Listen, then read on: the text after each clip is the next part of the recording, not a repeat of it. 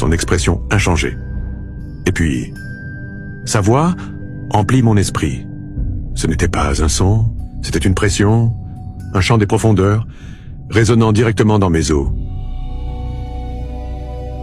Tu as été choisi. La surface n'est plus ta maison. L'abîme te réclame. Et sans plus de cérémonie, elle m'entraîna vers le bas, vers l'obscurité d'où elle venait, vers son royaume.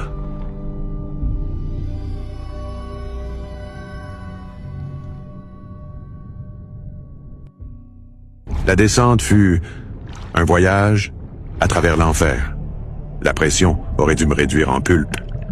Mais d'une façon ou d'une autre, le don qu'elle m'avait fait me protégeait. La lumière du soleil disparut complètement, remplacée par la noirceur absolue de l'abîme.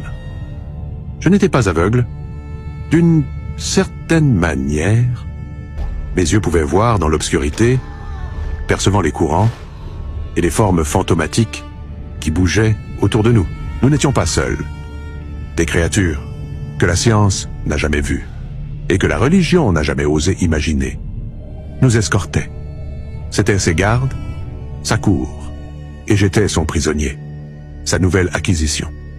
Le froid était si intense qu'il aurait dû geler le sang dans mes veines. Mais une chaleur surnaturelle émanait d'elle, me maintenant en vie. Son royaume, il n'était pas construit, il avait poussé. Des tours de corail noir, égratignant l'obscurité, des jardins d'anémones, se balançant comme des fantômes, et au centre, un palais taillé dans une seule montagne abyssale, avec des veines d'un minéral luminescent, qui battait comme un cœur. Bienvenue à Annelies, ta tombe, et ton berceau. Elle me mena à travers les portes de son palais, une arche assez grande pour qu'une baleine puisse passer. À l'intérieur, il était rempli de ses sujets, des humanoïdes, amphibies, aux grands yeux, sans paupières.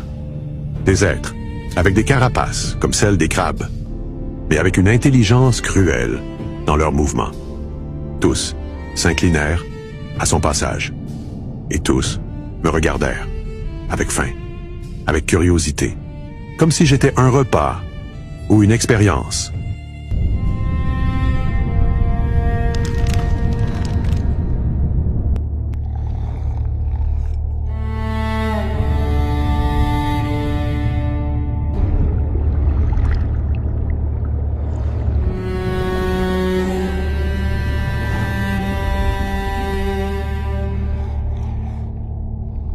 Elle me traîna jusqu'à